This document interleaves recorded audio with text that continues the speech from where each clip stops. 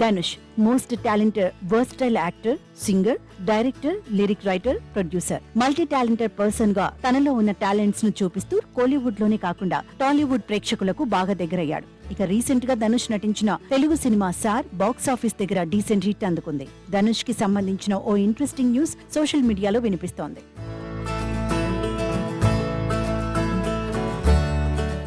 ఇక తమిళంతో పాటు తెలుగు, హిందీ భాషల్లోనూ నటిస్తూ పాన్ ఇండియా హీరోగా సక్సెస్ఫుల్ గా రాణిస్తున్నాడు. తాజాగా ధనుష్ తమిళంలో రాయన్ అనే సినిమాలో నటిస్తూ దర్శకత్వం వహిస్తున్నాడు. ధనుష్ 50వ సినిమాగా తెరకెక్కుతున్న ఈ సినిమా మీద ప్రేక్షకుల్లో భారీ అంచనాలున్నాయి. ప్రస్తుతం ధనుష్ శేఖర్ కమ్ముల డైరెక్షన్ లో కుబేరా అనే సినిమాలో నటిస్తున్నాడు. ఈ సినిమాకు సంబంధించి ధనుష్ లుక్ రిలీజ్ చేయగా దీనిపై ప్రేక్షకుల్లో అదిరిపోయే రెస్పాన్స్ వచ్చింది. అలాగే ఈ సినిమాలో కింగ్ నాగార్జున కీ రోల్లో నటిస్తున్నాడు. ధనుష్ బాలీవుడ్ లో ఇంతకు ముందు రంజన, షమితాబ్, అతరాంగి రే వంటి హిందీ చిత్రాల్లో నటించి డీసెంట్ హిట్స్ అందుకొని బాలీవుడ్ ప్రేక్షకులకు దగ్గరయ్యాడు.